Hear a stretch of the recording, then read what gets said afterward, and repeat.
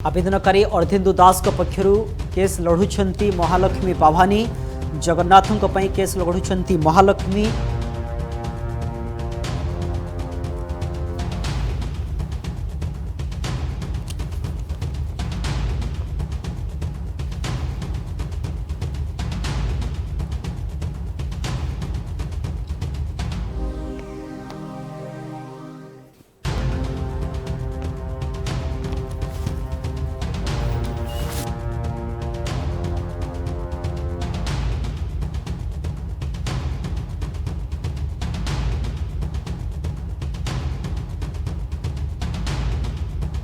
Breaking आम सहित जोड़ी सुप्रीमकोर्टर वरिष्ठ आईनजीवी महालक्ष्मी पावानी जी श्रीमंदिर प्रसंग में आवेदनकारी अर्धेन्दु दास पक्षर सुप्रीमकोर्ट रे पक्ष रखुंट। एवं आज जहाँ पूरा हियरिंग थिला आज कौन कोर्ट रूम भीतर अपडेट है कौन खबर सामना को आसला से संपर्क में आम सीधा जीवा महालक्ष्मी पावानी पाखक सीधा अपडेट नवा।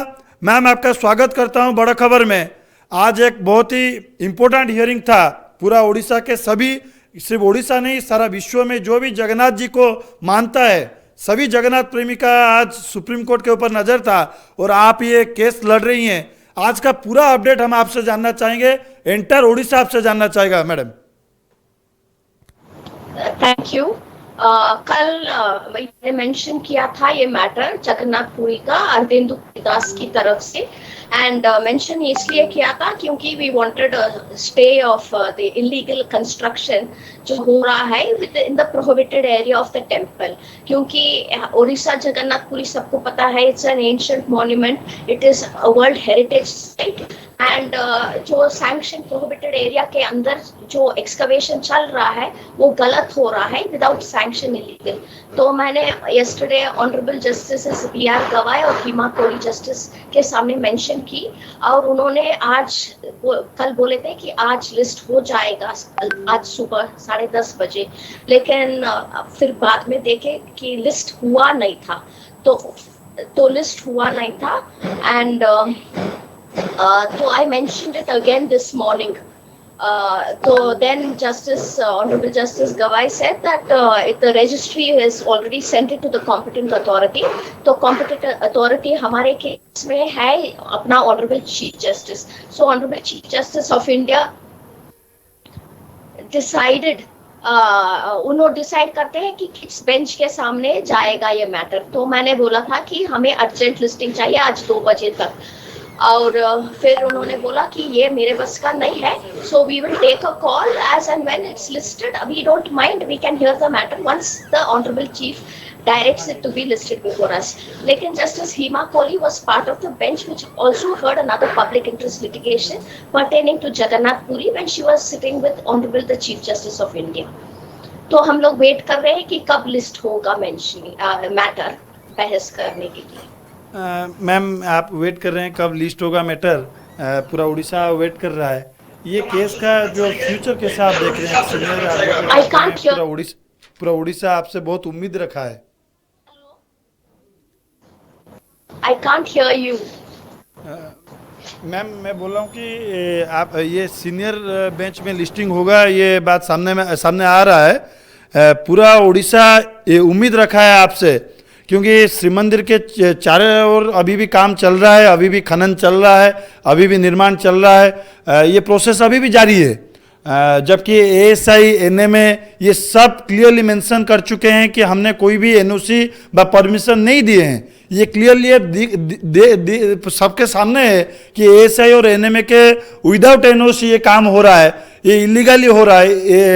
एएसआई तो अपने लिस्ट में इसको एक इलीगल कंस्ट्रक्शन लिख चुका है, उसका एक लिस्ट भी बना चुका है। अब एक तरफ सुप्रीम कोर्ट में ये अभी मामला पहुंच चुका है, इस तरफ राज्य सरकार अपना काम कर रहे हैं, तो इसको आप एक सीनियर एडवोकेट के हिसाब से कैसे देख रही हैं? सर एक बात है, see matter is pending, so it is sub judice, so I would not like to go into the merits of the case. Probably आप ये प्रश्न मुझे कल पूछिएगा मैटर हियर होने के बाद। I would not like to go into the merits of the case right now. Right, ये इसके बाद कब सुनवाई हो सकता है? कुछ ऐसा अपडेट आ रहा है क्या? शायद कल क्योंकि चीफ इज ट्रैवलिंग तो उनसे जब ये हो जाएगा ऑर्डर तब पता चल जाएगा, रजिस्ट्री हमें इन्फॉर्म कर देंगे। वैसे आपका एडवोकेट जनरल भी आए हुए हैं, मिस्टर ए के परिजा, अशोक कुमार परिजा जो उड़ीसा स्टेट के का। एडवोकेट जनरल है। हाँ हाँ वो हाई कोर्ट में हाँ, भी राज्य उन्हों- सरकार के तरफ से ये मैटर भी वही लड़ रहे हैं, अशोक परिजा लड़ रहे हैं। हाँ हाँ, तो वो भी ये पक्ष रखने जरूर पहुंचे होंगे राज्य सरकार के तरफ से। और ये मैटर हाँ। में और कौन कौन का इन्वॉल्वमेंट रहेगा, पूरा डिटेल कुछ जानना चाहेंगे? नहीं, ये मुझे नहीं पता। मैं सिर्फ मेरा क्लाइंट है mister Ardhendu Kumar Das, and I have moved my advocate on record is Mr. Gurudat Ankolekar and the briefing counsel is Mr. Tommy Chacko. So I have been engaged on their behalf to represent Mr. Ardendu Das Supreme Court के सामने। Ma'am, ये जो आज जो bench के सामने ये इस मामला का हियरिंग के लिए लिस्टिंग हुआ था, फिर उसके बाद कुछ जस्टिस गवाही के कुछ ओपिनियन भी सामने आया, तो इसमें दिक्कत क्या हुआ एक्चुअली आज? दिक्कत कुछ भी नहीं है। See it is a sensitive matter, इसीलिए there is a procedure to be followed because the chief justice of India is the master of the rules, so he decides. उन्होंने डिसाइड करते हैं किस बेंच के सामने जा सकता है ये मैटर। और मुझे लगा कि because justice Hima Kohli was part of the bench which had heard a similar matter, I thought it was my duty to go and mention before Justice Gawai and Justice Hima Kohli because they were apprised of the matter. बस। हम देख रहे थे आप एक demand कर रहे थे कोर्ट में जस्टिस के सामने, ये हाँ। मैटर में स्टे दिया जाए। हाँ, वो मेरा फर्ज है ना। I have to defend my client. I can not see illegal construction and destruction, wide spread destruction and desecration of the temple. It's a sanctity है ना, so how can we allow this kind of a desecration? See, it hurts the religious feelings of all Odiyas, all devotees from across the world. तो हमारा फर्ज नहीं बनता है कि अपना टेम्पल को हम प्रोटेक्ट करें, अपना हेरिटेज को। 12th सेंचुरी का है ये, तो हमारा फर्ज है कि अपना जगन्नाथ मंदिर को हम प्रोटेक्ट करें। इसीलिए मांग रही थी, और मेरा पेशा है to ask, to plead, to express the grievances.